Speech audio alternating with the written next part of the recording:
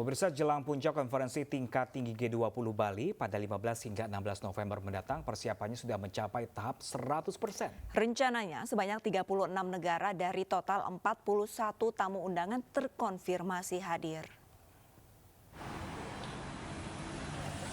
Kementerian Luar Negeri mengkonfirmasi kehadiran 17 kepala negara anggota G20, salah satunya adalah Presiden Amerika Serikat Joe Biden dan Presiden China Xi Jinping. Sementara 3 kepala negara lainnya yang dipastikan tidak hadir, diantaranya Presiden Rusia Vladimir Putin, Presiden Meksiko Andrés Manuel López Obrador, dan Presiden Ukraina Volodymyr Zelensky. Persiapan jelang puncak KTT G20 di Bali pada 15 hingga 16 November mendatang hingga kini terus disempurnakan. Sebanyak 18.000 personel gabungan dari berbagai unsur diterjunkan pemerintah. Rombongan delegasi mulai tiba di Indonesia pada 13 hingga 14 November. Pada puncak KTT G20 15 hingga 16 November 2022 mendatang, pembatasan mobilitas masyarakat di Bali juga akan diterapkan secara ketat dengan skema penerapan ganjil genap. Persiapan kita, saya pikir kita sudah 100%. Saya juga baru seharian dikeliling meriksa semua. Ini semua akibat atau hasil dari kerja keras dari tim untuk mensukseskan tingkat tinggi KTT G20 ini.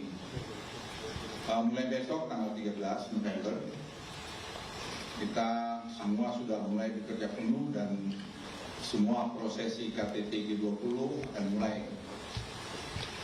Beberapa kepala negara dan delegasi akan mulai hadir dan berdatangan ke Indonesia dengan mengusung prinsip inklusivitas, dan G20 akan melibatkan lebih dari 3.000. Dan pemirsa, berikut laporan rekan kami Nadia Valeri dari Nusa Dua Bali.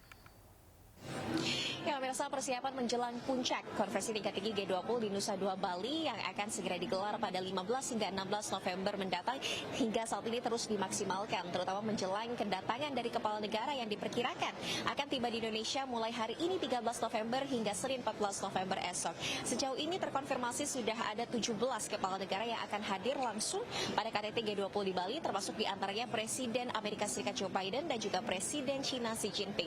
Sementara itu 5 kepala negara memang mengkonfirmasi ketidakhadirannya ataupun absen dari KTT G20 di Bali, diantaranya Presiden Rusia Vladimir Putin yang berhalangan hadir karena alasan domestik dan akan diwakili oleh Menteri Luar Negeri Sergei Lavrov, kemudian juga Presiden Ukraina Zelensky yang juga mengkonfirmasi ketidakhadirannya, kemudian juga Presiden Brazil dan Meksiko yang juga akan diwakili Menteri Luar Negeri, serta pemerintah Fiji yang akan mengirimkan utusan khusus dalam KTT G20 di Nusa Dua Bali. Untuk menjamin kelangsungan keamanan selama berlangsungnya KTT G20 Bali, pengamanan juga dilakukan cukup ketat dengan menerjunkan 18.000 personil dari unsur gabungan, dan hingga saat ini juga pembatasan mobilitas masyarakat telah diterapkan menggunakan skema ganjil genap di 10 titik lokasi di menjelang kawasan Nusa Dua Bali, dan nantinya pada puncak KTT pada 15 hingga 16 November 2022 mendatang, untuk akses masuk ke kawasan Nusa Dua pun hanya diperuntukkan bagi kendaraan listrik yang akan mengawal para delegasi untuk mengikuti konferensi tingkat tinggi tersebut. Dari Nusa Dua Bali, Nadia Valeri, Yudi Permana, iNews melaporkan. Pemirsa, Presiden Amerika Serikat Joe Biden akan bertemu dengan Presiden Tiongkok Xi Jinping di sela-sela KTT G20 di Bali. Kedua negara memiliki hubungan investasi dan perdagangan dalam jumlah sangat besar, dan keduanya juga saling menantang pengaruh militer dan diplomatik. Indonesia telah 100% siap menggelar presidensi KTT G20 di Bali 15 hingga 16 November pekan depan. Sejumlah pemimpin negara dari negara anggota G20 juga telah menyatakan siap menghadiri G20 di Bali. Meski dipastikan Presiden Rusia Vladimir Putin dan Presiden Ukraina Volodymyr Zelensky batal hadir. Sementara itu, dua pemimpin negara adidaya, Presiden Amerika Serikat Joe Biden dan Presiden China Xi Jinping, dipastikan bertemu pada 14 November mendatang di sela-sela KTT G20 di Bali. Kepastian pertemuan dua pemimpin negara disampaikan juru bicara Gedung Putih Amerika Serikat. Dalam pertemuan tatap muka pertama setelah Biden menjadi Presiden Amerika Serikat, keduanya melakukan pembicaraan bilateral khusus membahas upaya menjaga dan memperdalam kemitraan strategis. Kedua pemimpin telah beberapa kali berkomunikasi melalui sambungan telepon dalam 22 bulan terakhir. Namun pandemi COVID-19 dan keengganan Xi Jinping untuk berpergian ke luar negeri membuat mereka tak pernah bertemu secara langsung. Pertemuan di sela-sela KTT di Bali nanti akan dilakukan setelah Xi Jinping mencetak sejarah pada bulan lalu dengan menjabat secara otomatis menjadi Presiden Tiongkok untuk periode ketiga. Kedua negara memiliki hubungan investasi dan perdagangan dalam jumlah sangat besar. Namun pada saat yang sama, keduanya saling menentang pengaruh militer dan diplomatik satu sama lain, terutama di kawasan Asia Pasifik. Keduanya juga sedang menghadapi kemungkinan konflik terkait Taiwan, sekutu dekat Amerika Serikat yang diyakini Xi Jinping berada di bawah kendali Beijing. Mempertemukan Joe Biden dan Xi Jinping di agenda KTT G20 Bali menjadi penting bagi perjalanan perekonomian dunia, di mana sinyal kedua negara super kaya tersebut akan menjadi sentimen positif ekonomi dunia. Indonesia bisa mengukir sejarah bahwa mempertemukan kedua pemimpin kedua negara ini sebagai upaya menstabilkan kondisi geopolitik dan perekonomian dunia.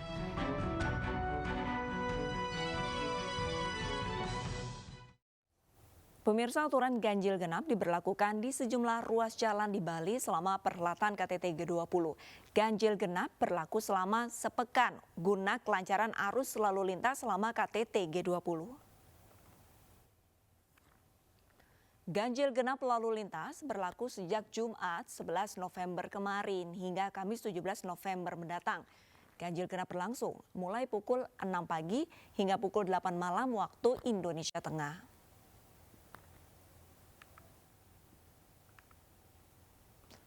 Ada 10 ruas jalan yang terdampak ganjil genap. Ganjil genap bertujuan untuk kelancaran lalu lintas selama kegiatan akbar pertemuan pemimpin dunia berlangsung. Selain ganjil genap, pengamanan di berbagai wilayah di Bali juga diperketat.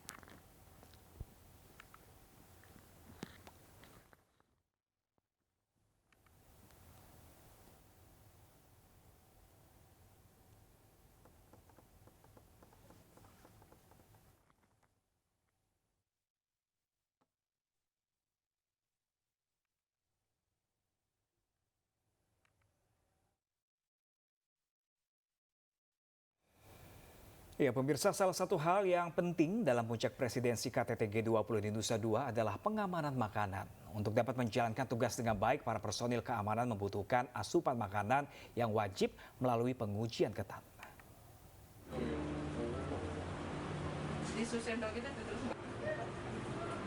Tim Dokes Polda Bali adalah satuan yang bertanggung jawab atas keamanan makanan dan minuman yang dikonsumsi para personil kepolisian yang bertugas dalam pengamanan wilayah KTT G20 di Nusa Dua, Bali. Mereka bertugas memeriksa keamanan makanan dan minuman catering yang dikonsumsi petugas di lapangan. Sebelum dikirim ke seluruh pos jaga, makanan dan minuman harus diuji petugas Dokes dengan menggunakan alat dan bahan uji. Indikator kelayakan meliputi lolos uji arsen, sianida, formalin, dan nitrit. Selain lolos uji 4 item tersebut, makanan dan minuman juga harus lolos uji fisik berupa tidak berbau basi atau asam cemara bakteri. Hari ini kita melaksanakan pemeriksaan subsidi 4 item. Item pertama yaitu arsen, yang kedua sianida, yang ketiga formalin, yang keempat nitrit. Kalau batas minimum arsen 0,01 sesuai Depkes, peraturan Departemen Kesehatan kita, Kemenkes.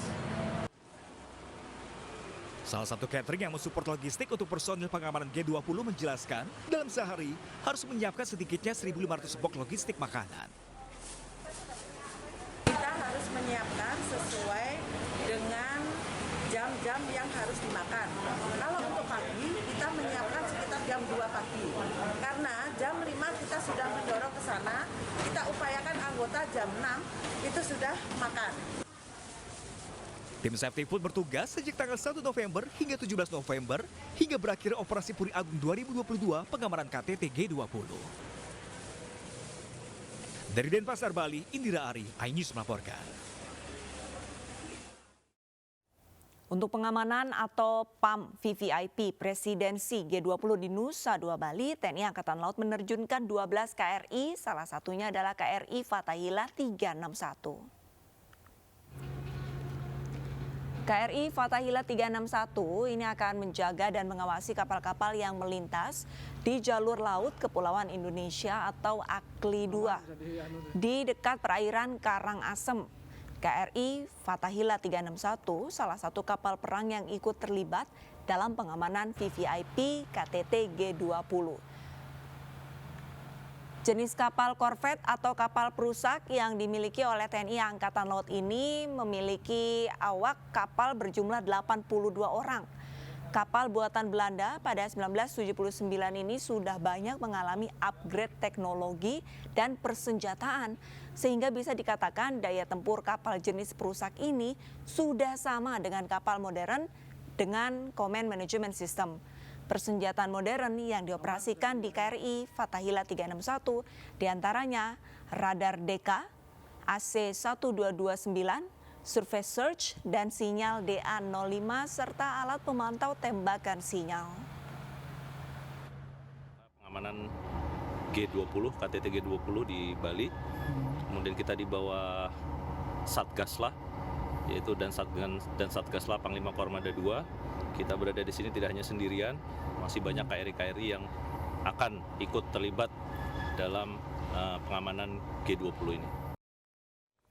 Ya, pemirsa, tidak hanya dari Bali, Polda NTB juga ikut berpartisipasi dalam pengamanan KTT G20. Bersama Polairut, Kabaharkam Polri mereka menggelar patroli udara.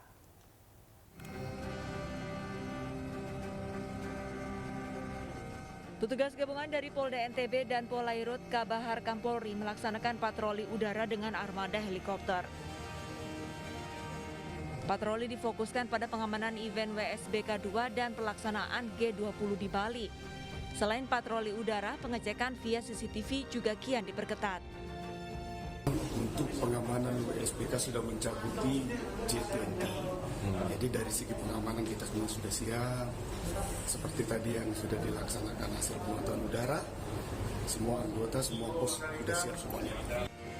Keamanan selama pelaksanaan acara WSBK 2 dari 11 hingga 13 November di sirkuit Pertamina Internasional Mandalika dan G20 di Bali pada 15 hingga 16 November menjadi skala prioritas pengamanan.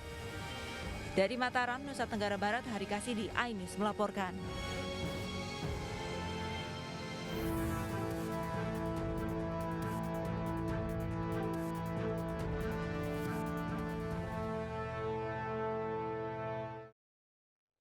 Ya, pemirsa, sebuah gedung tua khas zaman Belanda di Jakarta disulap tempat favorit untuk menghabiskan libur akhir pekan. iNews yang akan segera kembali usai jeda, tetaplah bersama kami.